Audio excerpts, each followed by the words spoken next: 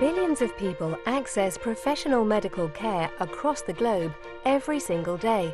And every day, millions of medical professionals practice under their country's medical regulation. But how does this really work? Who is driving this important regulation? Do the public even know what medical regulation is? And as the regulators of such critical medical services, in whose interests do we regulate?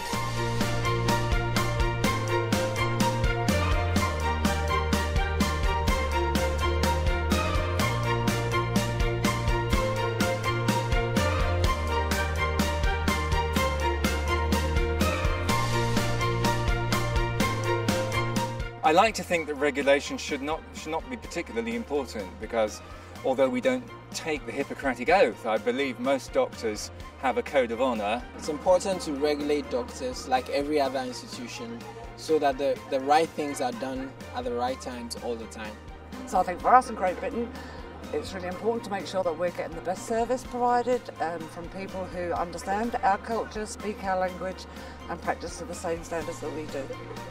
If they weren't regulated, then we're looking at anyone actually throwing up and saying, I'm a qualified doctor. I think it's very important that doctors are regulated. In fact, all these healthcare facilities should be regulated and monitored by some independent person, because doctors can, there's nobody to challenge them because of their special education expertise they have. It is important. It is important. But fortunately, I've never been to the doctor yet. I'm healthy enough, alhamdulillah.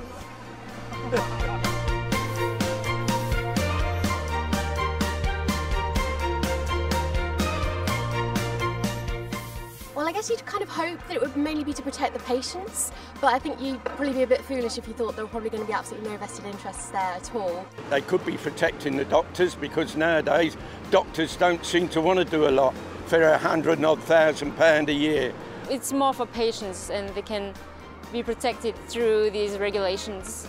I think it's a 50-50 split, really.